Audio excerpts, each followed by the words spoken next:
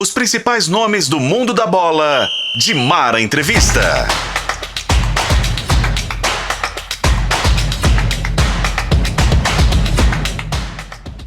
Olá para você aí da FM O Tempo, do portal O Tempo, do canal O Tempo, das plataformas digitais de O Tempo. Mais uma vez, Mara Entrevista chegando para você, sempre com uma grande personalidade, né, do esporte, do futebol. Hoje eu tenho muito orgulho de receber quem eu estou recebendo. Eu tenho uma história com ele já desde o início, praticamente, da minha carreira. E vi, né, ele como dirigente, né, o tempo todo até ele chegar à presidência da equipe que ele preside, né, seja na SAF, seja no clube, enfim. E eu estive em vários momentos da vida dele, como ele esteve em vários momentos da minha vida, ou seja, eu tenho uma carreira muito ligada a esse dirigente, pela amizade, pelo carinho, pela admiração que eu tenho por ele. Hoje, quando eu vejo todo mundo em termos nacionais falando da competência dele, eu me sinto extremamente orgulhosa. E é por isso que o Dimar Entrevista hoje traz Marcos Salum, presidente da SAF do América. Obrigada, Salum. Dimar, isso aí que você falou, a recíproca é verdadeira. Nós somos desde aquele tempo dos programas ao vivo, aquelas confusões todas, né, que a gente já passou. Foi tudo um aprendizado muito grande. Chegar até aqui, como você também chegou até aqui, sempre nos grandes veículos de comunicação, é muito gratificante, né? Então, eu estou muito feliz em estar aqui à disposição. Eu normalmente não estou disponível, porque meu tempo é muito curto, mas fiz questão, porque você merece isso. A organização aqui sempre me tratou muito bem. Todos daqui, eu tenho um carinho muito grande por todo mundo.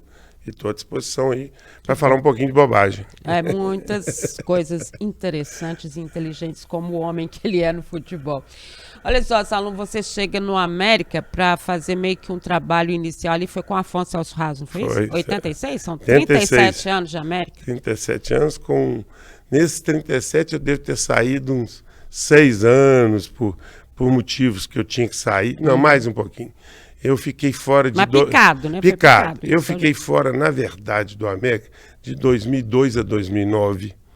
Eu fiquei fora 7 anos longos, sofridos do América, que foram os anos difíceis do América, e esse período eu fiquei fora.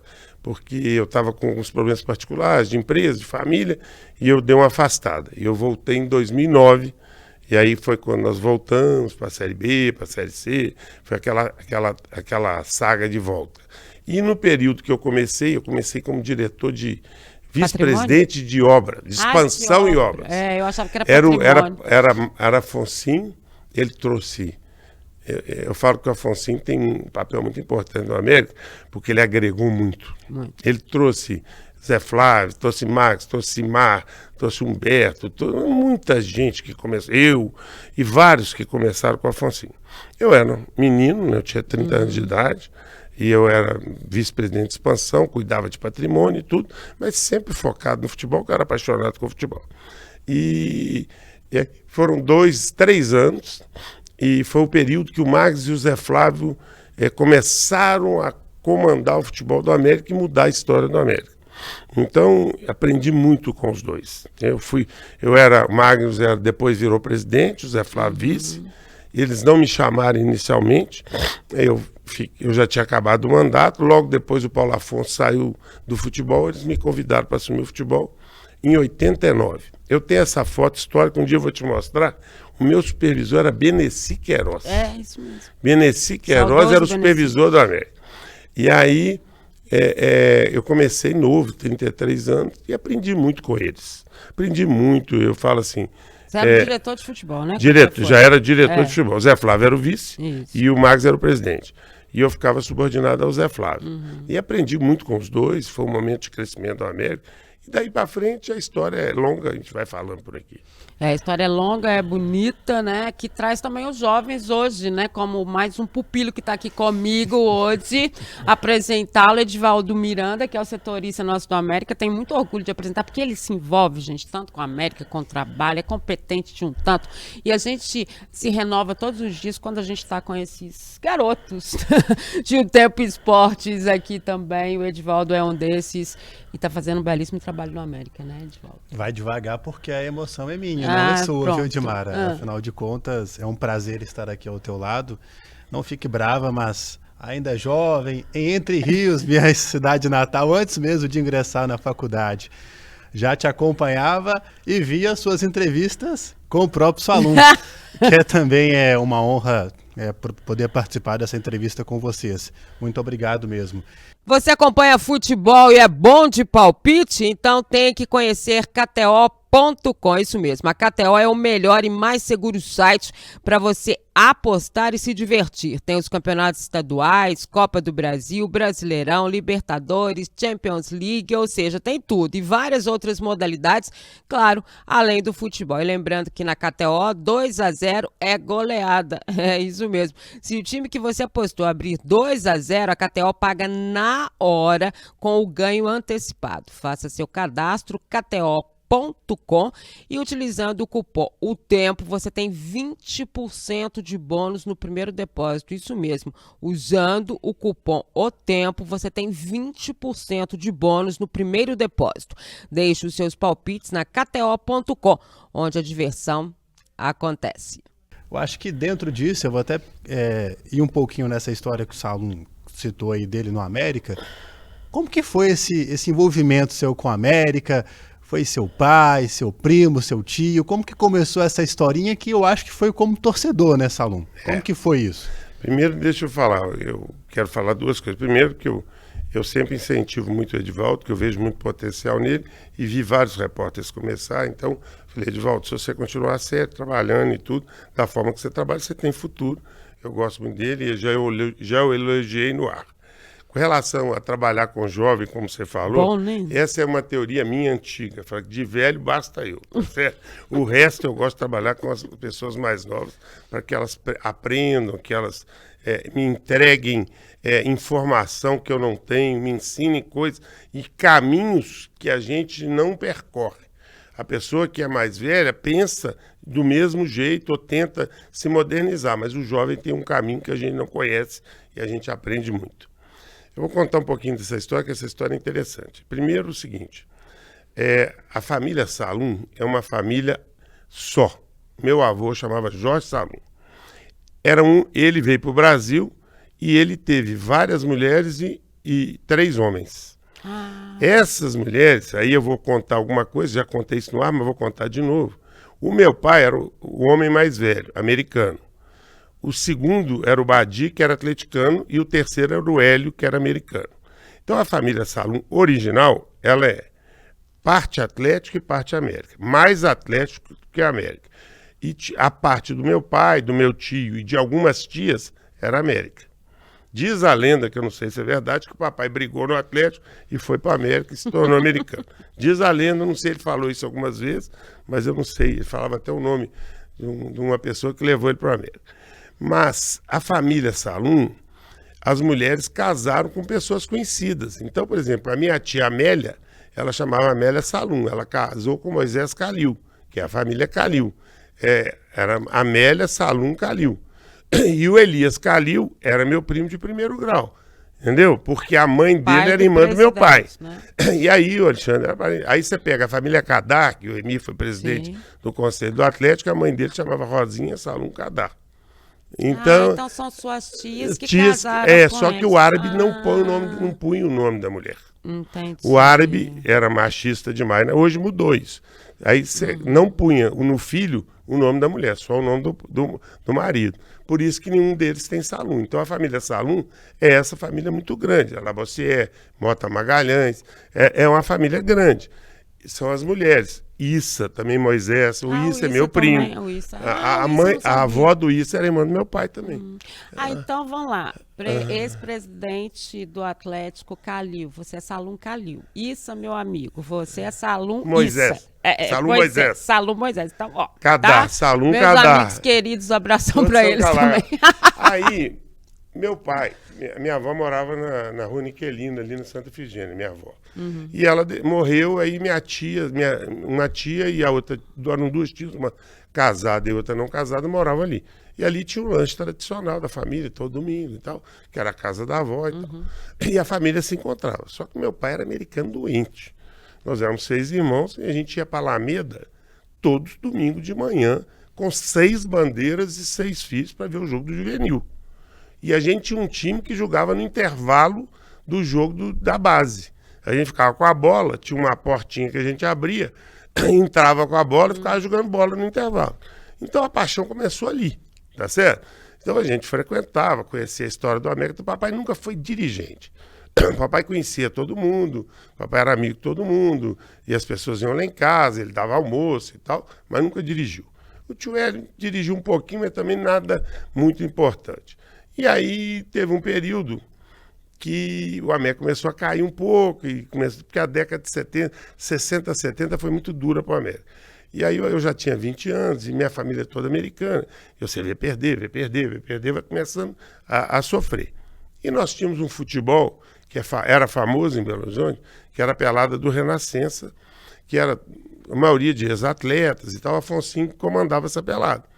E eu jogava nessa pelada com ele, e ali tinha muito americano. Era praticamente metade da pelada era de americanos. Ex-atletas do América, família Salum, família Rasos e tal. E ali começavam as conversas e tal. E eu fui me interessando até o Afonsinho me chamar. Começou assim. Eu falava assim, gente, eu sou apaixonado, gosto pra caramba de esporte e de futebol. Se eu tenho que mudar um pouco a história da América. E pensar que depois de tudo que foi feito, estou colhendo, na verdade, o que eu sonhei agora com 67 anos. Porque agora a América está começando a se consolidar. Você vê como é que o tempo e a resiliência é importante na vida. É lógico que nós tivemos grandes momentos, mas não eram momentos consolidados. Apesar de nós estarmos correndo risco de cair e tudo, o América é um time consolidado, organizado e tal. E isso custou muito tempo, né? E muitos amigos que trabalharam junto. Eu falo assim, às vezes eu brinco no América, toda vez que eu falo somos nós. Porque ninguém faz nada sozinho. Então, só se trabalha em equipe. Então, a minha equipe hoje é uma equipe assim, é tudo discutido, é tudo falado. O Salum tem poder de decisão? Tem. Ele decide. Precisa de alguém que faça isso. Mas a participação de todos é muito grande. Porque eu aprendi isso ao longo do tempo. As pessoas falam assim, não, o Salum é que manda em tudo. É sim, o Salum decide tudo. Mas com a participação de todo mundo. E escuto. Se tiver que mudar a decisão, eu mudo. Tá certo? Porque se for mais inteligente, eu sigo. Mas, na verdade, a experiência também ajuda, né? A segurança ajuda, né? Eu falo assim, futebol é muito difícil, muito difícil. Ele fala isso tem muitos anos, tá? Ele tem 37 anos. Quando ele fala que tá com 67, eu até assustei. Não parece, né? Não. Comecei com 30. Mas não parece, não, ao longo, né, da nossa eu fiz 46 anos de empresa, agora esse mês. Importante E eu dizer comecei isso, com né? 21 anos. Você começou a tocar o futebol e tem suas coisas particulares também. Não, isso foi uma bagunça na minha vida, hoje está mais Salum é tranquilo. engenheiro, né, gente? Eu tenho uma firma de engenharia. Pesada, né? Engenharia pesada, né? A Salum é uma empresa grande, graças a Deus, está muito consolidada, mas hoje nós temos já a segunda geração, já tem mais tempo, né? Mas naquela época não tinha, não. O motivo que eu saí em 2002 foi esse. A empresa começou a ter problema e tal, aí eu saí 7 anos. Nós recuperávamos tudo, graças a Deus. E eu sempre tive a participação do Caio, né? Porque o Caio é meu irmão. E o Caio ajudava demais. Teve um período que eu estava com muita dificuldade. O Caio veio para o futebol. Foi um desastre para a empresa, mas ele veio e me ajudou muito. Ele ficou lá. E aí foram 2, 3 anos que o Caio trabalhou, e o Caio conhece muito futebol. Então, me ajudou muito. E aí, depois, em 2002, nós decidimos em conjunto afastar todo mundo. Nós recuperamos a empresa, em 7 anos ela voltou a ser o que era. Aí depois tive tempo para voltar.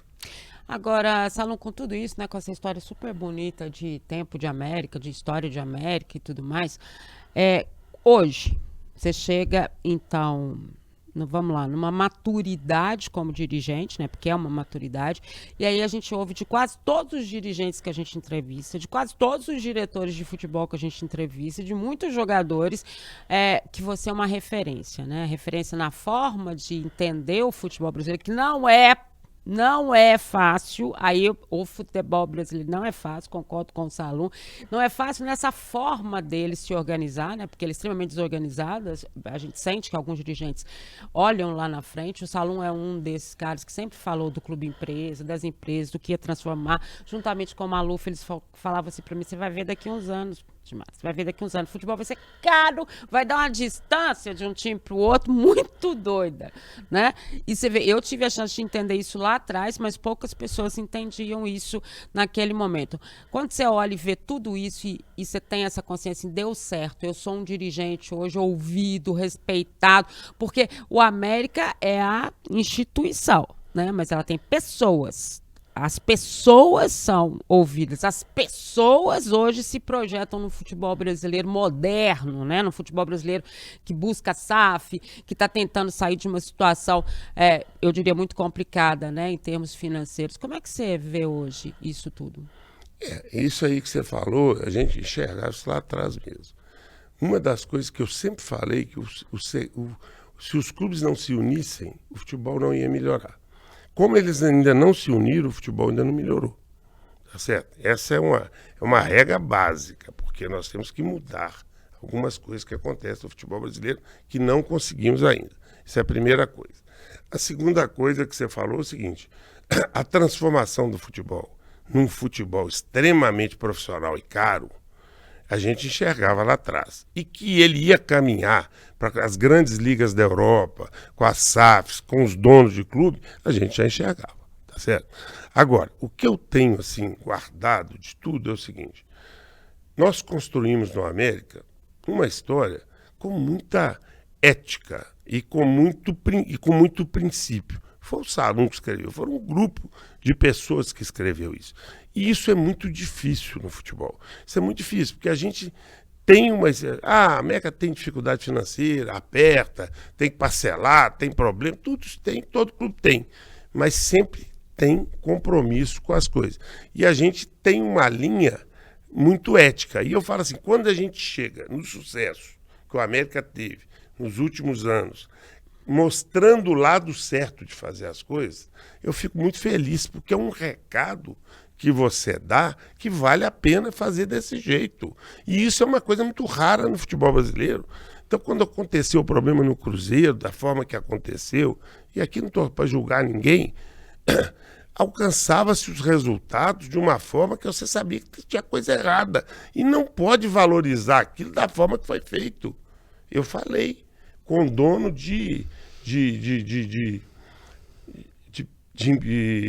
como é que fala? De imprensa, de rádio, de veículo de comunicação. Vocês não podem fechar os olhos para o que está acontecendo. Cuidado com o que vocês estão fazendo. Tem muita coisa errada aí que vai aparecer. E não deu outra. Então, quando a gente consegue dar um recado bom, e eu não estou falando de competência, é fazer do jeito certo.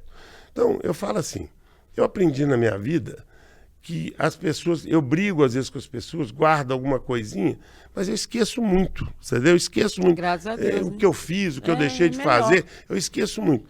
E eu não tenho eu fico feliz pelos elogios e pelo respeito que os presidentes têm por mim, mas a minha régua está sempre subindo. Isso é uma desgraça. Por isso que eu quero um dia largar.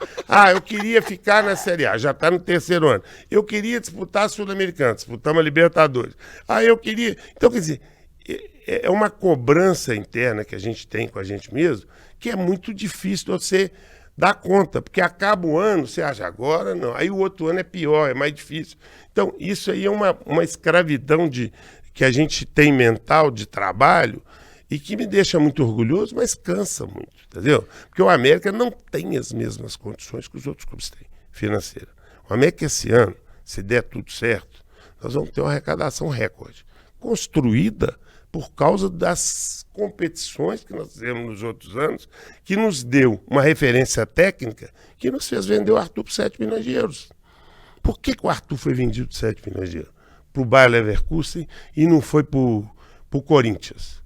É porque o cara que comprou falou assim, esse time é bom, ganha de todo mundo. Se o jogador é bom lá, ele pode ser bom aqui também. Essa é a diferença que eu nunca tinha conseguido antes. Nós cansamos de vender jogador para o mercado intermediário, porque o cara fala assim, ele é bom no América, mas eu quero ver se ele é bom no Corinthians. Verdade. No Santos, no São Paulo. Aí na hora que você emprestava, o cara ia lá e comprava. Entendeu? E a referência técnica é que é o grande legado que o América está deixando. É o tal que você se referiu uma vez, eu me lembro, barriga de aluguel, né? Exatamente. Que o América não seria mais barriga de aluguel. A América não seria mais barriga de aluguel. Isso foi uma coisa que nós perseguimos e aconteceu. Isso me deixou muito feliz, porque eu também não esperava que acontecesse.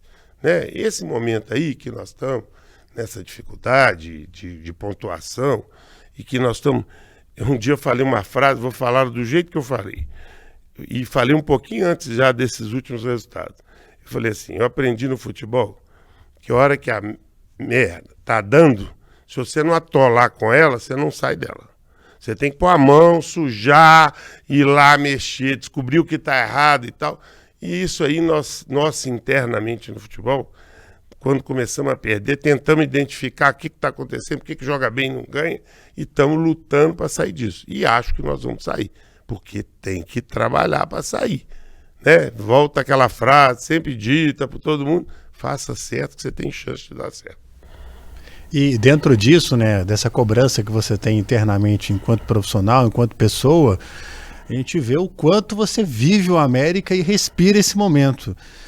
Eu observei você até muito agitado nos últimos dias, agora um pouco menos, acho que principalmente depois do jogo contra o Flamengo, né? A reatividade que você tá, porque eu acho que você não deve estar dormindo com a América nessa fase ruim no brasileiro, né, muito difícil, é muito difícil. E realmente, isso, um dia, o Ricardo Drubs, que é muito meu amigo, hoje ele é técnico do Betim, né? Ele é. Tá para subir. Ele falou, Salum, eu te admiro muito como dirigente, mas eu vou te dar um conselho. Aí ele falou que a culpa dele ser dirigente é sua. Eu que levei para isso. Eu falei com ele assim. Ele fez de uma entrevista semana passada. Eu falei com ele assim, Ricardo, deixa eu te falar. Você é um bom treinador, mas é um ótimo dirigente. Mas ele não aceita, ele quer ser treinador. Então, já desistiu. Ele ganhou tudo de dirigente, mas quer ser treinador. Então, cada um corre atrás do sonho, né? E faz o que... E eu admiro muito o Ricardo. Mas o Ricardo, um dia, eu estava com a minha mulher no carro, e ele me ligou e falou assim, Salum, eu quero te dar um... Ele estava no Atlético Paranaense. Posso te dar um conselho de amigo? Eu falei, pode, cara. Você é um grande dirigente, mas se você não mudar o jeito que você toca futebol, você não vai aguentar. Você tem que ser mais calmo. Você tem que entender que você não pode fazer tudo. Que você não pode viver isso, misturar com a sua vida pessoal. Você tem que ter um pouco de calma. Eu não consigo. Até terapia eu fiz para isso e não consegui. Tá certo? Não consigo. Eu sou esse cara reativo. De vestiário, de CT, que põe o jogador no chão e descasca ali na hora que tem que descascar, e conversa, e os jogadores me respeitam, porque sabem que eu cumpro as coisas que eu combino com eles, e a hora que eu estou cobrando é porque merece ser cobrado. Então, esse dirigente, eu já deveria ter evoluído um pouco e ser menos isso, mas não consigo. Então, agora nesse momento, assim... Eu tinha uma viagem marcada, eu fiz 40 anos de casado, e eu tinha uma viagem marcada agora em agosto e desmarquei. Porque aí eu falei assim, não vou viajar desse jeito que o América está, não consigo. Ela chega lá, não consigo nem aproveitar, porque tem que ganhar ponto, tem que fazer ponto, tem que olhar isso, então, desmarquei. Então, eu falo assim, o dia do meu aniversário de casamento eu estava em Montevidéu, foi o dia do jogo. Penharol, classificação histórica. Então, o que acontece? Eu quero assim, meu sonho hoje, depois de passar isso tudo e tal, era eu ter a tranquilidade de passar o América, com uma chance do América continuar isso, e eu ser um consultor. Porque eu recebi muita proposta na minha vida. Se eu falar aqui 4, 5 propostas, vira manchete aqui no jornal amanhã. Conta não conto de jeito nenhum. Eu já recebi várias propostas, para dirigir tudo. Para dirigir o futebol de vários clubes, de CBF, de tudo, tá certo? E eu nunca falei assim, futebol para mim chama América, paixão. Não tem esse negócio de Salum vai dirigir futebol, eu vou dirigir. Isso aqui é paixão, eu faço por amor. Né? Quando eu vejo a torcida vibrando, meu olho enche d'água, porque aquilo me dá prazer. Então, eu vejo tudo da torcida, eu gosto de ver os meninos na torcida. Eu chego antes, fico olhando a torcida entrar, porque... A gente briga, eles me xingam todo ano, todo dia, já estou acostumado. São 37 mas muitos reconhecem, né? Eu falo que a torcida mineira me reconhece demais. O mineira, queria te dizer isso. Atleticano e cruzeirense, recebo mensagem direto deles, falo, pô, Salum, não sei o que e tal. Eles pedem para ele dirigir o time deles, tá? Eu vou contar a verdade aqui. E a torcida do América também gosta muito de mim, eu sei, mas ela cobra. É uma torcida... irrequieta, ela quer mais, quer mais. Um pouco mais exigente do que mais o normal atualmente. Mas eu acho legal isso. Eu não tenho. Eu falo assim: o torcedor que vai ao campo, você não pode reclamar dele. Você reclama de quem não vai. Então o torcedor vai em Montevidéu, vai no. E gente, o que eu vivi há 2 anos, foi ano passado, em Assunção, em Guayaquil, e agora em Montevidéu, isso não tem em Montevidéu menos, mas em Assunção, em Guayaquil, nós estávamos perdendo 2-0, viramos o jogo, ganhamos nos pênaltis, eliminamos o Barcelona com um campo lotado. Eu não sei se era 60, 70, não tinha lugar para nada, nós ficamos no meio da torcida do Barcelona. Tá certo? Então, um negócio de doido. Então, aí você fala assim, Salum, você mexe com futebol há quanto tempo? Você é americano desde que nasci. Eu nunca podia imaginar que eu veria isso. Esquece o Salum dirigente, vamos falar do Salum torcedor. Eu não imaginava que eu ia ver como torcedor isso, não.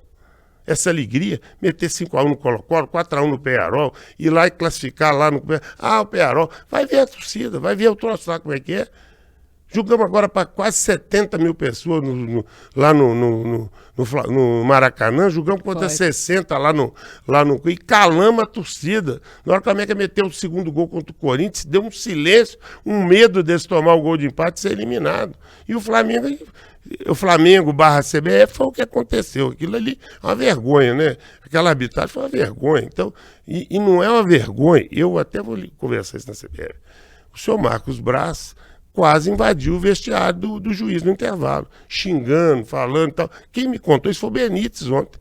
Na hora que eles saíram, eles viram e me contou. E ainda não fui à CBF para falar isso. E uma arbitragem caseira pró-Flamengo. Exatamente. E o cara já fez isso no final do primeiro tempo. Uma pressão louca. Porque ele queria que o juiz expulsasse o Daniel Borges por causa daquele chute no primeiro tempo. Então é um negócio assim, desigual demais. Conseguiu como é que está conseguindo? É desigual.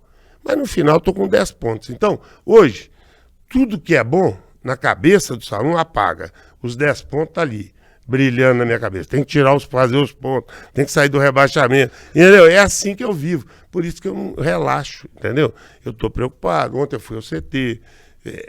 Hoje eu não fui, porque eu estou aqui. Falei, mas assim, nesse período eu venho quase todo dia. Até a gente sair dessa crise, eu venho aqui todo dia. Porque o CT é onde o problema acontece, gente. Acontece uma contusão, acontece uma briga de jogador, acontece um desentendimento do técnico com isso, com aquilo. E eu estando lá, eu dou uma tranquilidade e um respeito ao CT maior. Eu tenho o Euler, que é meu parceiro hoje, e que está aposentado, que tem mais tempo do que eu, mas tem muito menos tempo de futebol do que eu também, e menos experiência. Mas está desenvolvendo, né? Com o tempo ele vai desenvolver. Gosto muito do Fred, que é o diretor de futebol. Às vezes ele é injustiçado, porque eles acham que o Fred não resolve, que é o Salum que faz tudo. Mentira. Fred é ativo, competente, veio da base, fez um belo trabalho na base, preocupa com a base, é um bom dirigente. E vai ser mais um que vai para o mercado daqui a uns anos, como o seu Paulo Braz, como o seu Paulo Assis, como o seu Alexandre Faria, como o seu Alexandre Matos. Todos que passaram com a gente, todos que vão para o mundo do futebol, porque no América tem uma cultura de aprendizado. Eu não dirijo sem ensinar, porque eu aprendi muito com as pessoas que me ensinaram. E eu acho injusto você não passar. Então, às vezes eu acaba uma entrevista do Fred, ele chega perto de mim meio assustado, eu falo, o que você achou? Você errou nisso? Acertou nisso? Acertou nisso. Isso aqui você tem que mudar, você não pode falar isso, você não pode... Ele é assessor de imprensa também. Não, mas eu falo. Eu escuto as entrevistas de todos os jogadores. Sabe por quê? Eu tenho que saber o que eles estão pensando. Isso é uma coisa que eu escuto. Eu não escuto a notícia, mas o que os jogadores falam, eu escuto. E eles sabem disso, que eu falo com eles. Essa é a diferença, né? Você saber o que eles falaram, porque senão não tem nem como salvar, né? Sempre na escuta da jornada, né? E ele sempre ouve a gente. O pós-jornada, eu sempre escuto de vocês. Já falei isso com a Edmara. E eu falo só a verdade, escuto pós-jornada. Ele fala mesmo. Eu escuto, eu acabei de falar isso agora com o Fred. Eu escuto a pós-jornada porque eu fico no vestiário até o Mancini ir para coletiva. Eu fico de bituca. Como ele contar isso pra gente agora que ele fica com ele, porque às vezes eu fico assim, Mancini, pelo amor de Deus, que demora é essa? Aqui, Fred Cascata, aqui no meu telefone. Aí o que acontece? É porque depois do jogo, eu sempre sento com a comissão técnica. Todo mundo O Cláudio, nosso analista, vem, passa todos os lances do jogo e nós discutimos todos os problemas antes da coletiva. Entendeu? Legal Todo você jogo. contar isso pro torcedor saber como é que Todo funciona, jogo. né? Onde que houve a falha, o que aconteceu, se teve algum problema no jogo, todo jogo. Normalmente tá o Fred, tá eu, tá o Euler, tá o Dover, que também tá, meu filho sempre tá lá. Meu filho não pode mexer com futebol, que nem vai mexer, que é meu sucessor na empresa, mas é apaixonado. Quando ele tá no campo, ele vai comigo. Tá falando, né, gente? Eu não tenho certeza Não, disso. tem. Não vem um salãozinho Não, por isso aí, eu tenho não. certeza, porque lá é muito maior, ele não pode ir lá. Esse eu tenho certeza. Determinação do pai. É. Salom, você falou que o futebol brasileiro ainda não se acertou, porque as equipes não se unem. A gente viu isso em termos de liga agora, né? Uma divisão muito clara que aconteceu, né? Por que a opção de vocês? Qual foi a opção do América e por quê? A história, eu vou repetir ela de novo, que eu tenho isso, assim, muito, eu tenho uma tristeza muito grande, porque nós não unimos 40 clubes. E eu sei o motivo. Não gosto de falar, porque eu sinto que as minhas entrevistas acabam gerando ações contra o América. Por isso que eu não falo. Porque nada que a gente fala aqui fica impune. Fica todo mundo vigiando a gente, tá certo? Mas eu vou falar o que eu penso disso. Quando você vai partir para uma liga, essa liga, ela tem que ser uma coisa virgem, zerada, sem nada. Por quê? Porque a liga, ela vem no sentido de tirar todos os vícios do futebol, criar um modelo extremamente profissional, igual para todo mundo, dentro das diferenças. Esse é o princípio da liga. Por que eu falo igual dentro das diferenças? Porque você não pode tratar os clubes todos iguais, porque tem uns muito grandes, outros menores. Tem que ter critérios de vamos dizer, distribuição, de tudo, que tudo entra nisso aí. Esse era o princípio. E isso foi decidido na CBF, onde a CBF fez a sucessão dizendo a Liga dos Clubes. Só que quando nós fomos chamados para conversar sobre a Liga, ela já estava pronta, com os clubes de São Paulo, Santos, Palmeiras, Flamengo, Corinthians e Bragantino, e o Flamengo. Esses 6 clubes tinham assinado dizendo que eles iam fazer a Liga e que a Liga estava pronta e o Estatuto estava pronto. E entregaram o Estatuto para nós. O que constava no Estatuto? Durante 5 anos, os direitos que vão terminar em 2024 têm que ser mantidos da forma que está. Eu tenho um contrato de televisão que acaba em 24, em 25, qual que é o contrato? 0. Ninguém tem contrato em 25. Sim, claro. Por que eu vou manter um privilégio que é um privilégio errado? Que foi baseado num erro de uma emissora ao vender os direitos. Não é possível pagar o que se paga no pay-per-view do Flamengo. Ele não joga sozinho. Entendeu? É um absurdo. O segundo time abaixo do Flamengo recebe 8 vezes menor. O segundo time? Segundo time. Tá certo? Então, não, vamos tirar o Corinthians. Ah, tá. Sem Mas ser o Corinthians também não é muito, é bem muita abaixo. diferença. Tá. Vamos tirar Flamengo e Corinthians. O Flamengo está aqui, o segundo recebe 8 vezes menos. Agora, se você pegar do quarto para baixo, é 10, 15 vezes menos no pay-per-view, que não é justo. Então, o que se criou naquela época? Criou a distribuição de 40, 30, 30, mais o pay-per-view. E o pay-per-view desequilibrou toda a receita do futebol. E o contrato, ao terminar, temos que criar novas regras. Só que a hora que nós chegamos para assinar, já estava tudo pronto. Tudo certo. E aí, com uma arrogância, assina se quiser, se não quiser, não sei o que e tal. E aquilo gerou uma reação. Pô, por que eu vou aceitar isso? Sabe como é que mudava as cláusulas? Só por unanimidade. Quanto que muda por unanimidade? Quando o Flamengo quiser. Não, a unanimidade dos outros que já tinham feito. Né? Exatamente. Então, isso gerou uma revolta de alguns clubes. E nós, que éramos os clubes menores, fomos tratados assim. Assina se quiser, se não quiser e tal. E nós começamos a nos organizar. Lógico que eu tive uma participação ativa nisso, junto com outros clubes, com meus amigos. Não vou citar mais, que eu cito demais, não vou citar mais, porque eu falo que a gente não fica impune pelas coisas que fala. E nós começamos a nos organizar, criamos a Liga Forte de Futebol e fomos agregando clubes maiores. veio até Paraná primeiro, Fluminense, Internacional e Atlético, tá certo? E aí ela ganhou corpo. E aí nós falamos assim, agora nós temos que profissionalizar esse trabalho. Contratamos assessoria jurídica, de imprensa, de tudo, trouxemos a XP, e aí nós criamos o nosso modelo e tal, sempre no intuito de juntar os 40 clubes. Sempre no intuito de juntar os 40 clubes. Hora nenhuma nós achávamos que não ia mudar os 40 clubes.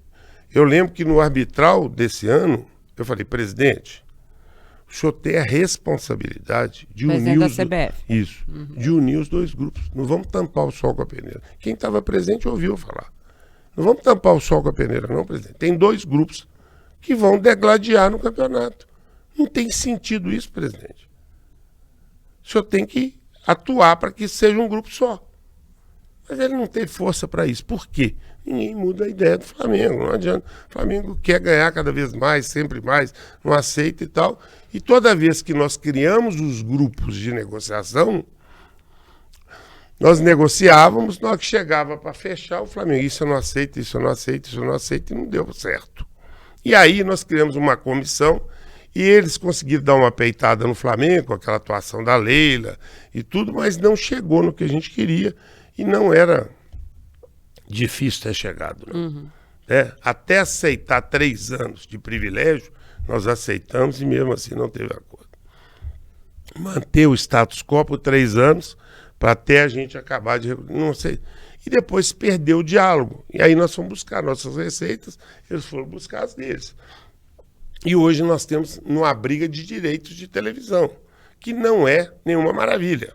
Imagina. Não é nenhuma maravilha. O ideal é 40 clubes organizar o campeonato, criar uma governança profissional. Eu acho que tem 2 desafios que ainda nós temos que vencer. Primeiro desafio, unir os 40 clubes. Você fala assim, você acha que dá? Eu acho que até o final do ano nós temos que tentar.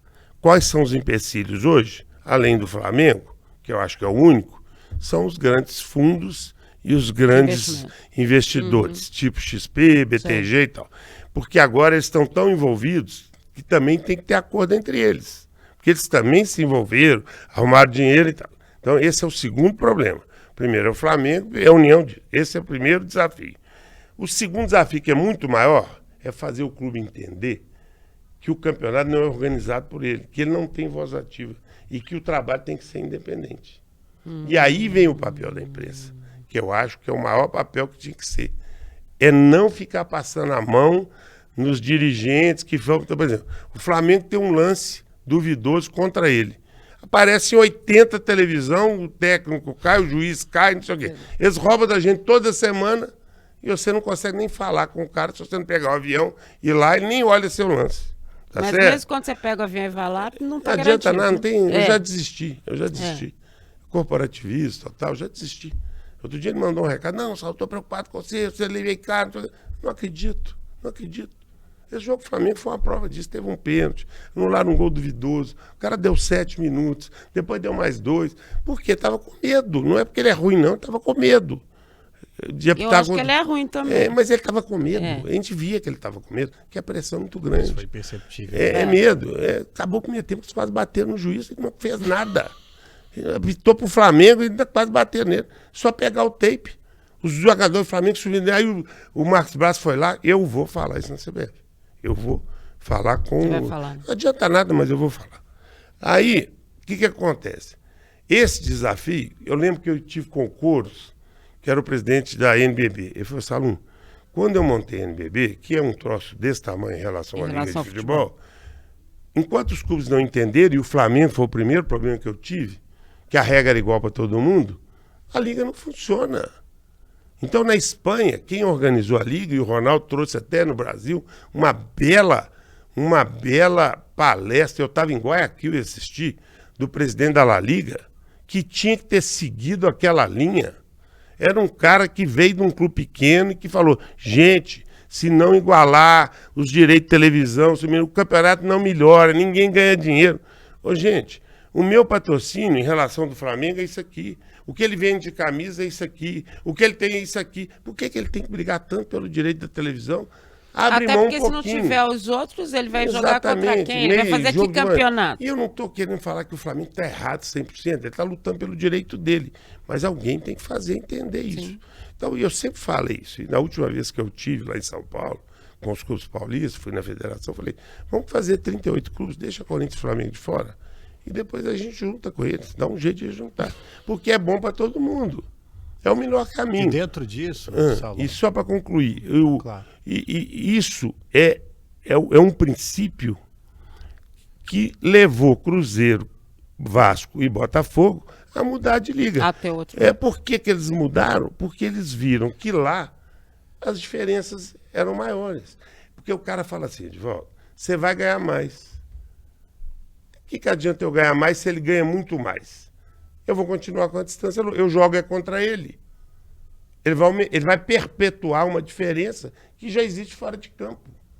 Você vê a quantidade de gente que torce pelo Flamengo no Brasil, o Flamengo tem que ganhar mais mesmo, isso aí não tem dúvida não, e vai ganhar sempre. E o Corinthians vai ganhar sempre. São grandes clubes nacionais, mas tem que ter critério. A questão é que a desigualdade está muito grande. E dentro disso, você citou o Cruzeiro, citou o Ronaldo. E não seria mais legal que Cruzeiro, América e Atlético caminhassem juntos? A gente viu praticamente no mesmo período o Cruzeiro vindo para a Liga Forte, onde está o América, e o Atlético até de uma maneira assim, digamos, inusitada, saiu, né? Assim, isso aí é um assunto delicado, sabe, Edivaldo? Eu até não quero falar sobre isso, porque eu sou muito amigo do Rubens, eu conheço o que ele pensa. Rubens Menin. Rubens Menin, eu fui colega dele, né? Então, conheci Ele ele. falou mesmo, é Eu fui verdade. colega dele, então nós somos muito amigos. Eu admiro muito o trabalho dele, o que ele faz. Ele mudou de liga por outros motivos. Não foi por causa de critério. Tem alguma coisa a ver com a SAF. Eu não posso afirmar, mas eu imagino. Porque a SAF, na verdade, você tem um grupo investidor por detrás, você tem fundos, você tem tudo. Talvez ele tenha que ter ido para a Libra. Alguns critérios Alguns aí, critérios, de exigência talvez, da SAF deles. exatamente. É possível que seja isso. Do modelo, né? Não estou afirmando, mas eu acredito que seja. Porque eu não sei as coisas do Atlético. E respeito muito, sou amigo do Sérgio demais. Eu não tenho inimizade no futebol. Amigo do Gabriel. Ronaldo conheço pouco só de evento, mas o Gabriel, convivi com ele, tenho uma relação excelente com ele. Acho que nós estamos bem de dirigente, mas os motivos do Atlético são outros. Até tentaram me convencer que os critérios da Libra e da Liga Forte de Futebol eram parecidos. Falei, não são parecidos. Mostrei o cara, mas não são. São diferentes. Mas vida que segue. Então, Vamos continuar lutando por isso. Sim.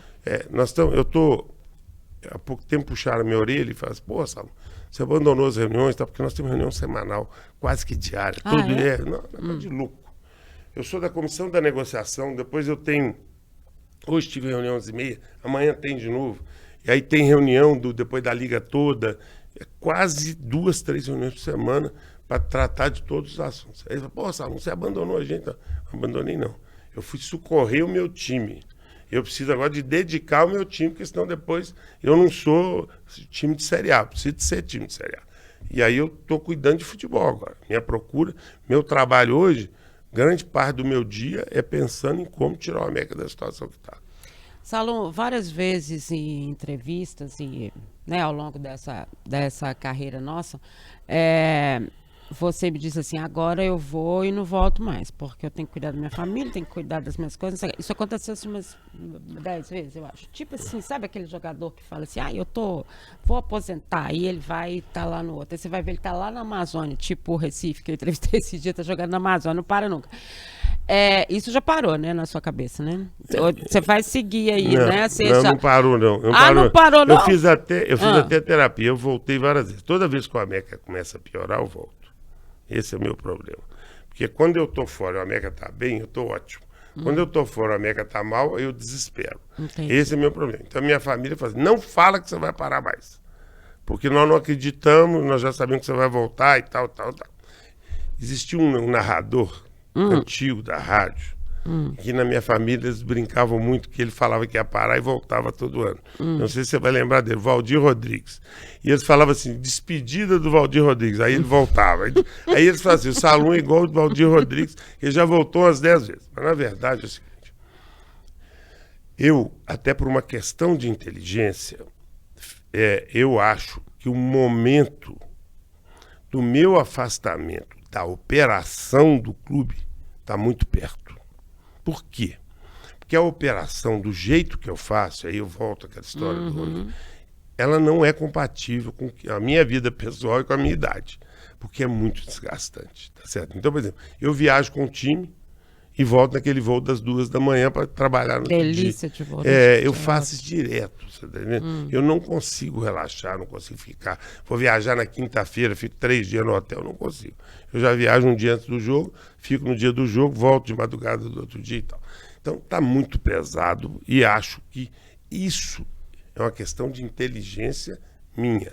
Eu tenho que diminuir meu ritmo, tá certo? O que eu concluí é que eu não vou me afastar do futebol e não vou me afastar do América. Eu quero, nesse projeto SAF futuro, me colocar à disposição para eu ser o consultor do clube. Porque eu tenho muita história, conheço muita gente, eu posso contribuir com muito. Globo, CBF... Isso vai estar no papel? Vai, isso vai. Isso aí é o seguinte, o que acontece que nós fizemos? Nós fizemos o seguinte, eu sei que essa pergunta vem, mas eu gosto de repetir isso, porque o Atlético virou SAF antes do... transformou a venda da SAF antes do América. Isso. Só que eu fui chamado no Atlético 2, 3 vezes para conversar sobre SAF.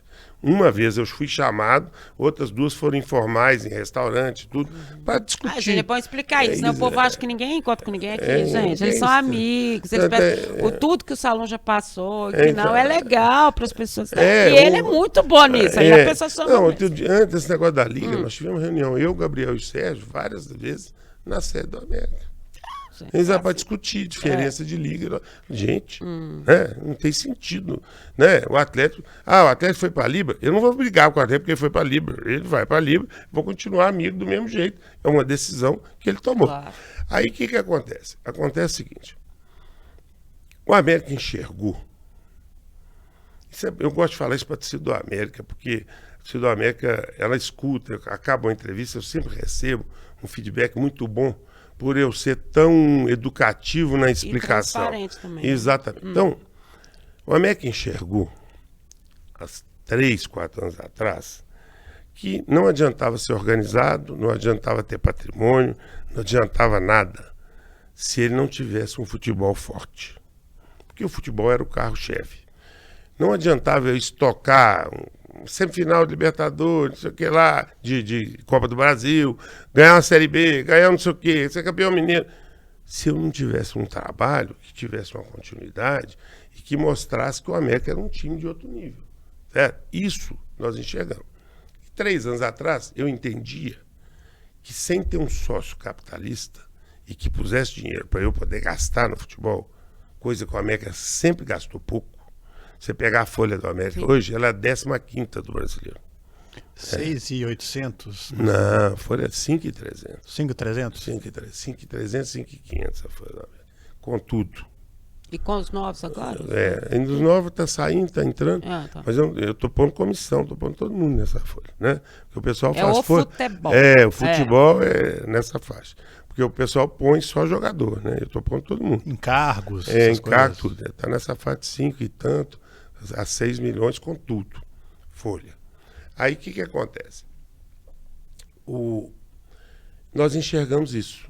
E aí nós precisávamos de aporte de dinheiro para isso. Aí começamos um trabalho com a consultoria, buscando e tal. Começamos a fazer valuation, organização, distribuímos o papel do América para o Brasil, mundo inteiro, para saber. Conversei com vários grandes clubes, conversei com o CEO do City mais de 4 vezes. Quem me encaminhou a ele foi o Alexandre Matos. Sim. Ele participou da reunião, certo? O Alexandre Matos viria junto com o City para o América se tivesse acontecido.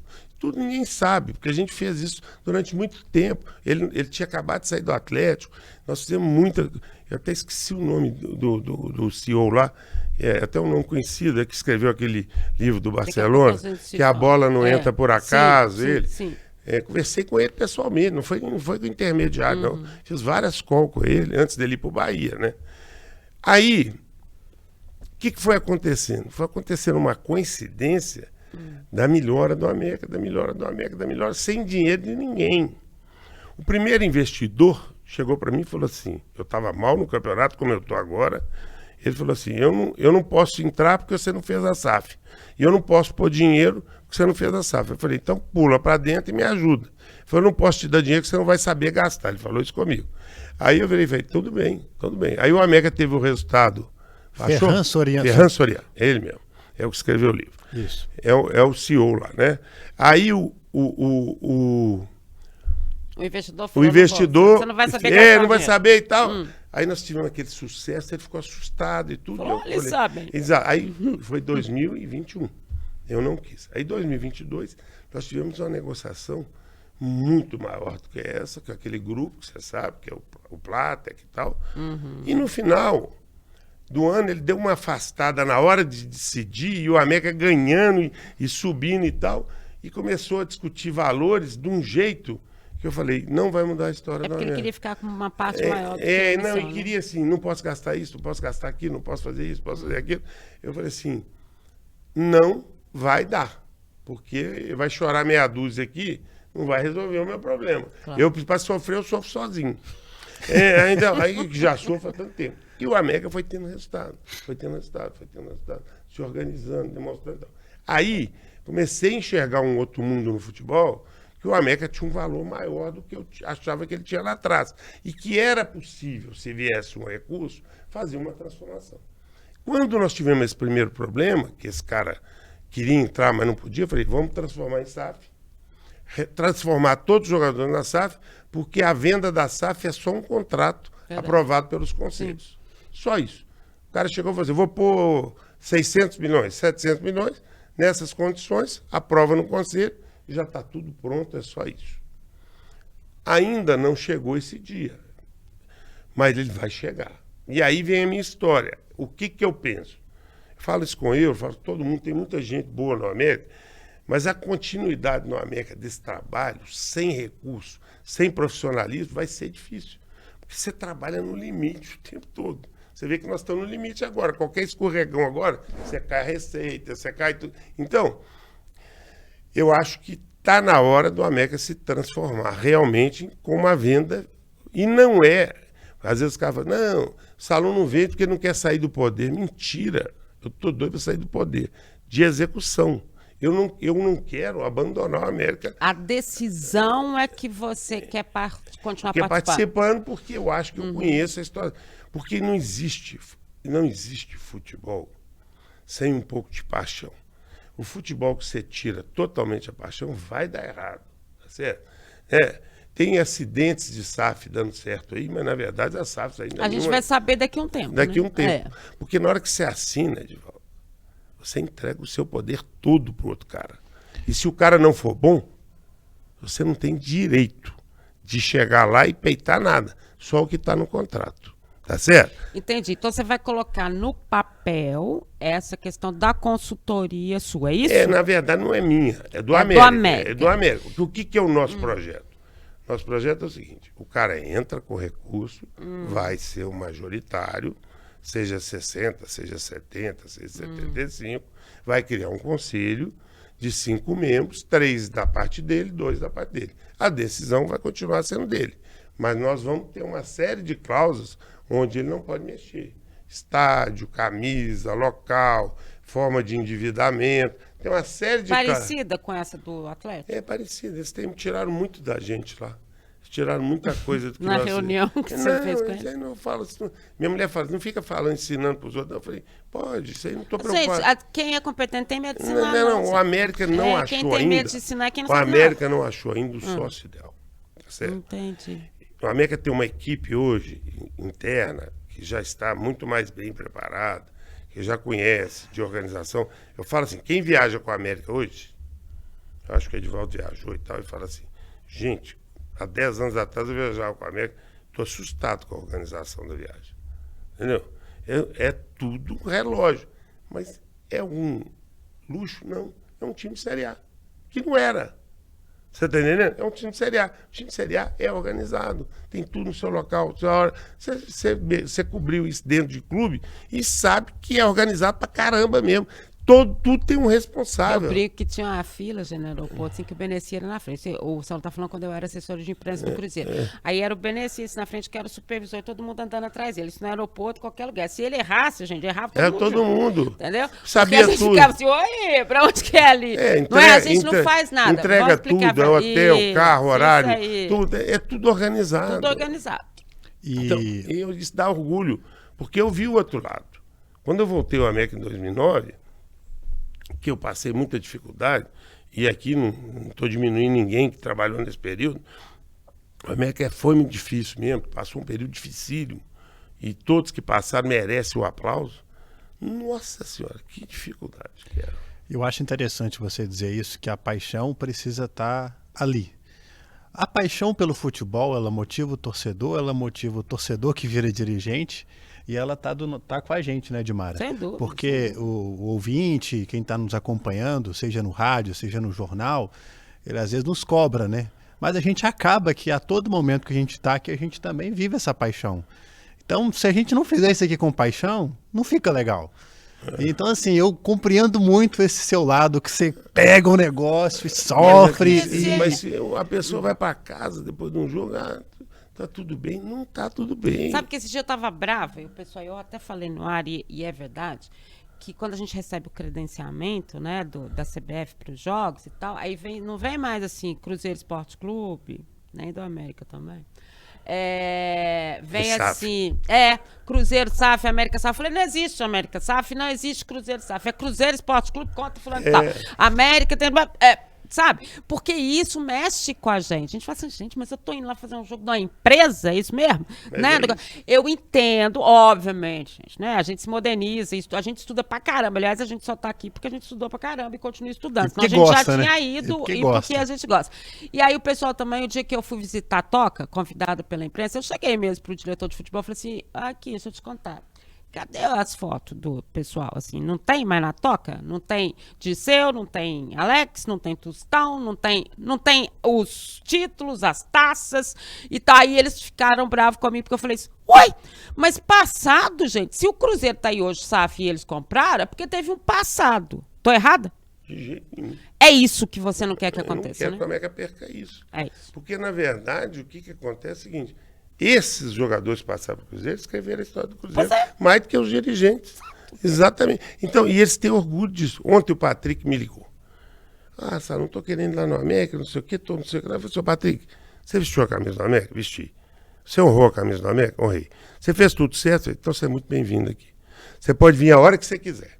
Aí ele foi, passou a tarde no CT ontem, conversou com todo mundo, não sei o quê, jantou com o pessoal lá no restaurante. Pô, Saulo, obrigado, não sei o quê. Então, gente, isso é uma obrigação. O Ronaldo Luiz, o Palhinha, o Euler, são ídolos. Né? Eles têm que ser bem recebidos em todo lugar. O América tem que ser grato a esses caras que vestiram a camisa e honraram a camisa. E que deram dinheiro para o América e tem continuidade também. Exatamente, isso eu não abro mão, não. Mas é todo mundo, não é só os craques, não. É todo mundo que jogou no América merece isso. Nossa, às vezes o jogador fala, não, só não estou querendo... Que isso, meu amigo? Você vai ser bem recebido lá, a porta aberta para você. Você tem história aqui, entendeu? Então, isso às vezes, isso me preocupa. Me preocupa. A transformação me preocupa. Por isso que o nosso contrato não é para ter poder. É para não deixar desvirtuar. Você entendeu? O América, a imagem América continua, a história América continua. E tem muita coisa que nós não abrimos mão. Muita coisa é copiada, muita coisa é da lei também. Não tem nenhum ensinamento especial, que a lei também traz alguma coisa, a lei da SAF. Espero que a América chegue nesse ponto. Eu não gostaria de terminar o ano sem resolver isso. Por quê? Você está conversando já com as pessoas? Não, isso é direto, Edivaldo. Sempre, né? Isso é direto. Às vezes tem um período de exclusividade, você tem que esperar. Às vezes tem gente na fila querendo e tal. Isso é direto, né? Isso América... Não tem ninguém mais próximo? Eu não gosto de falar isso, não. Sabe por que eu não gosto? Dá um azar danado isso aí, eu não gosto. Eu falo assim, depois que a pessoa faz o propósito, você ainda tem que levar nos conselhos, ainda tem que levar não sei o que, ainda demora. Esse ano não muda nada.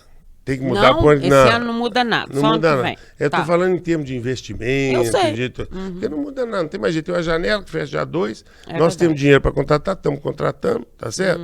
E o América vai pagar as contas, fazer Parou e com tal. Burgos ou vem mais? Hã? Parou com Burgos ou vem mais? Não, vem mais, tem mais um jogador para chegar aí. É atacante? É atacante. Atacante. Então, se der certo, né? Porque também se jogador der tem que certo, dar é. certo. É. Então, o que acontece? O que acontece é o seguinte: essa transformação é necessária pelo seguinte: vai ter instituição América, ainda com a história toda e com o patrimônio todo, ela vai ter gestão e tudo, e ela tem que estar preparada para dar um passo atrás se a SAF der errado. Porque a SAF pode dar errado. E aí o cara querer vender, der um problema e tal. Vocês precisam ter uma coisa para vou lá e Exatamente, comprar eu vou dele. recomprar e Isso, tal. entendi. Então, isso tudo eu pensado. pensei. Por isso que é um pouquinho mais difícil. Mas eu não vou abrir mão disso, não, porque isso é necessário. Porque no último SAF eu coloquei: se você cair para a Série C, isso eu já tinha até aprovado, e não subir em um ano, eu tenho direito a recomprar nessas condições. Porque como é que faz? O cara não quer investir mais, eu tenho que pagar para ele o que ele investiu inicialmente. O que ele gastou no meio do caminho não interessa, mas o que ele investiu, ele errou, ele perdeu. Mas o que ele pagou, eu pago e trago de volta. Então isso tudo eu penso, né? Até porque o América não tem dívida astronômica. Não. E esse ano vai acabar bem, vai acabar bem. Nós vamos conseguir fazer uma boa redução. A gente já deve estar caminhando para o final? Já estamos caminhando, Edvaldo. Se você quiser fazer mais uma pergunta para o Salum. Não, eu queria comentar com ele o seguinte: ele está falando sobre essa transparência que ele tem, está explicando tudo isso para o torcedor. Que o América tem, não é o Salum. Eu já falei que eu confundo. Porque o Salum, eu confundo o Salum com o América. A gente também. O América tem. Tá? O América, o Salum tem essa transparência. E recentemente, a gente já falou aqui sobre a goleada contra o Colo-Colo. Foi bacana demais ver os jogadores agradecendo a torcida e a torcida aplaudindo os jogadores, como se o casamento voltasse ali à normalidade, que é uma preocupação que eu vi que você estava tendo junto com seus dirigentes, junto com o próprio Mancini, de buscar uma maneira de reaproximar novamente com a torcida e para falar sobre esse crescimento também, Salum. Meu pai, por exemplo, nessa mudança de patamar, ele só quer ver o jogo do América. Ele não fala mais de outro jogo. Isso começou, o Euler até veio aqui com a gente, já conversou também na FM O Tempo, né, Edmara? Falou que começou essa mudança de patamar, começou ali em 2016. E eu tenho essa memória. E assim, você tem essa esperança também desse rejuvenescimento que já está acontecendo e esse aumento também da torcida. Eu vou só corrigir. Essa torcida do América foi formada na década de 90. E na década de 90, o América teve muito sucesso. Muito sucesso. O América, eu fiz uma estatística, os clássicos, ele ganhou quase todos. Você nasceu na década de 90, né? Nasce em 94. A década de 90, o América foi campeão mineiro, o América foi campeão, da Copa Sul Minas, Isso. o América subiu para a Série A, o América teve um momento muito bom na década de 90. E ali a torcida jovem começou a ser formada. Você pegar esses jovens da década de 90, são os jovens que fizeram os filhos serem americanos. Ali começou. A década de 2000, 2011, 2012, eu falo ali, a partir de 2010 e tudo, quando eu já estava voltando para a Série A de novo e tal, começou outra. Aí nós fizemos aquele, em 2016, foi um ano que nós fizemos um campeonato brasileiro ruim, mas nós subimos em 15, né? Tivemos aquele problema da justiça em 14, depois 17, 18, 19, 20, aí a coisa começou a encaixar de novo. Eu fui num aniversário esse domingo de uma sobrinha, de menino, aí um cara falou assim: eu sou vascaíno, estou morando em Belo Horizonte, meu filho só quer ir no jogo do América. E foi no jogo com o Colo. Ele ainda brincou assim, ele não sabe quanto foi o jogo do América, né? Ele falou 5-1 para nós. É mesmo? Um menino desse tamanho. Então, aí eu falo o seguinte: tem uma transformação. Ela é lenta pra caramba. Porque é muito menos gente. Tá certo? É muito menos gente na torcida do América. Mas é significativa. E esse processo é um processo que a gente tem muita responsabilidade, porque você tem que ganhar. Se você não ganha e não tem resultado, esse processo não continua, entendeu? O futebol acaba, desculpa, Edmara. Não. Falando muito, né? Não, eu adoro. Quando se durar 2 horas pra mim tá O ótimo. futebol acaba que é o principal, porque ele citou uma criança e meu pai vai fazer 80 anos Isso que é e bacana, ele ficou né, encantado com essa mudança de patamar vislumbrada ali a partir de 2016, do futebol especificamente, e só quer ver os jogos. Ô, gente, o Salão é transparente demais. Às vezes eu converso com ele, né? E aí, às vezes, ele tá bravo. E, obviamente, que eu não revelo pra ninguém, porque existe uma amizade, né? Uma confiança aqui. Tá, e bravo com muitas coisas. Obviamente, não é isso que eu vou falar aqui agora. Porque eu jamais faria isso com um amigo. O que eu vou falar é o seguinte, que a gente confunde o Salão e o América pela própria competência que o Salão tem à frente do América. E quando a gente fala dessa questão da torcida, que a gente cobre aqui, eu cobro. Todo jogo eu cobro, na Avenida Grécia eu faço, pelo amor de Deus, olha o que o América tá fazendo, como é que vocês não vão em campo, sabe? Porque o americano já teve apelido do cara do pijama, né? Enfim, mas eu acho que ele já tirou o pijama, porque agora a gente tem visto mais Você sabe por que a torcida do América diminuiu no campo? Que a Atleticano Cruzeirense parou de ir em jogo do América. Porque virou rival. Eu não sei por esse lado. Você viu como ele é à frente da gente, né? Muito à frente da gente. Aí eu queria saber o seguinte, tá tudo bem, assim, com o governo, com o estádio? Tá tudo certo? Tudo certo. O estádio hoje do América, 100%. Sem problema nenhum, foi devolvido. E nós temos ainda uma ação contra o governo lá de uma cobrança da mina da BH Arena, né? Da Lu Arena, que eles devem um dinheiro grande para o América. Eu não acredito que vai. Devem dinheiro grande. Nós não vamos receber. Não. Você viu que a transformação que nós temos no estádio em 2 anos? Nem Desde que o América recebeu, nós arrumamos tudo no estádio. Até o gramado nós arrumamos, que tinha problemas sérios. Problema de drenagem. Hoje é melhor, né? Pedaço caindo, drenagem caindo, muro caindo. Nós arrumamos tudo, gastamos um dinheiro grande. Então, eu falo o seguinte, estádio é para quem mexe com o futebol mesmo, não é para qualquer um. Mas está tudo certo, está tudo tranquilo. Eu falo o seguinte, o América é um time economicamente rico, financeiramente apertado. E vai ter os seus apertos. Uma hora para de pagar um negócio, o cara reclama, uma hora paga. A gente vai juntando ali e tal. Chega no final do ano, a gente zera tudo e vai levando e tal. Por quê? Porque para você ter um time competitivo, você tem que ser arrojado. Se eu for pão duro e quiser controlar o dinheiro do que eu ganho com o que eu gasto, se eu não tiver um pouquinho de acreditar... Porque eu sei assim, fala assim, nós não vamos ficar entre os 8 da Copa do Brasil. Aí você tira do orçamento 10 milhões. Nós não vamos ficar não sei aonde. Aí tira não sei quanto. Aí você vai ficando com medo, você não gasta. Não, eu vou ficar entre os 8 da Copa do Brasil. Pode contar com esse dinheiro aí. E aí a gente põe no orçamento, faz um planejamento em cima disso. Tem que ser arrojado. Senão, eu falo assim, tem uma frase que eu falo há muito tempo, o América não acabou como os outros clubes, porque os outros clubes foi igual aquele funcionário que ficava contando o dinheiro que ele podia gastar e tal. E não teve coragem de mudar, de fazer alguma coisa. O América foi o único desses clubes que mudou, que arriscou, que fez coisa. Por isso que ele transformou. Porque o dinheiro vai acabando, você vai ficando cada vez mais pobre. E esses outros clubes que gravitavam com a América, todos acabaram, né? Então todos diminuíram muito. E o América não tem a torcida que eles têm. O déficit da torcida financeiro, num ano para um time de Série A, é da ordem de 30 a 40 milhões no orçamento. É muito dinheiro. É muito dinheiro. É muito dinheiro. E aí, por então, isso que... E eu não posso reclamar, sabe? Porque claro, eu já sei que é isso assim, não fica assim, eu não faço por causa disso. Não, não faço porque não tem. E o que eu ia dizer é o seguinte, né? Muita gente às vezes fica perguntando, conversa com os torcedores também, sim, né? Seja muito. na rua, no estádio ali em volta. Mas tem a grana do Vitor Roque, mas tem a grana do Arthur. Mas o América precisa fazer o fluxo de caixa acontecer até para suprir essa ausência, por exemplo, que é da bilheteria também. É lógico, né? E outra coisa, tem o do Vitor Roque, tem o do Arthur, agora tem o do Mateusão, que não é muito, mas que também foi vendido uma parte para a Arábia, vai entrar lá 800 mil dólares, 900 mil dólares, que é uma prova de competência. Mas é esse dinheiro que supra o América. A equação do América, Edmar, ela só fecha com formação e venda. O que eu arrecado para poder fazer, isso só fecha com formação e venda. E agora que nós estamos colhendo isso. Agora que nós estamos colhendo. Porque organizou, né, gente? Porque sempre foi formador. Exatamente, né? E aí não tinha resultado. Aí você fala, o que você vai fazer com esse dinheiro? É para o orçamento, para pagar dívida, para pagar o salário, para ter uma gestão nesse nível que nós estamos tendo, para fazer obra no CT.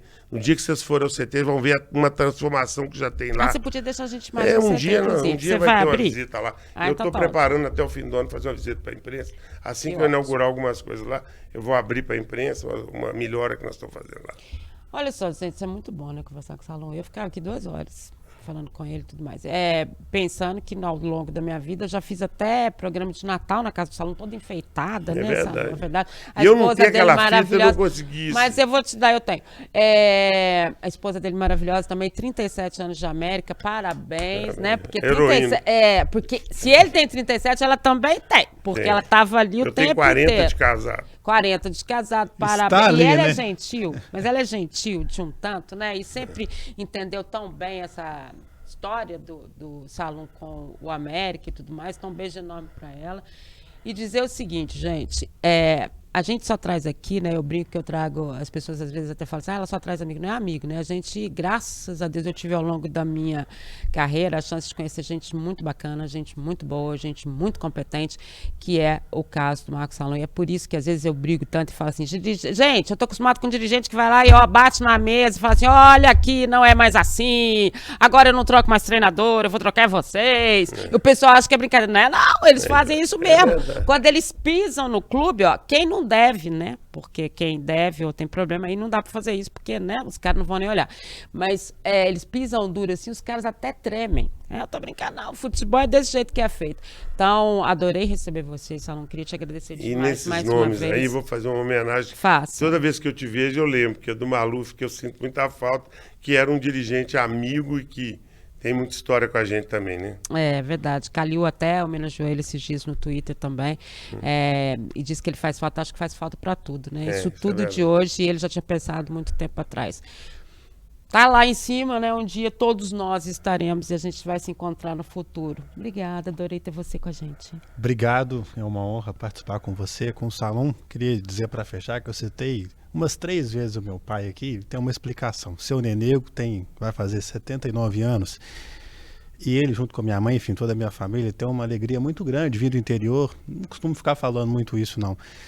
E ele fala para todo mundo, ele tá lá fazendo América, tá fazendo aqui. Então eu queria citar para agradecer ele, especialmente nominalmente agora, e agradecer também por tudo nesse momento que vocês proporcionaram esse quentinho aqui no Coisa meu mais coração. linda, Por isso né, que eu gente? resolvi fazer esse pequeno Dá um abraço pra agradecimento. ele, fala com ele, leva ele no estádio lá um dia, a gente leva ele no vestiário para conhecer.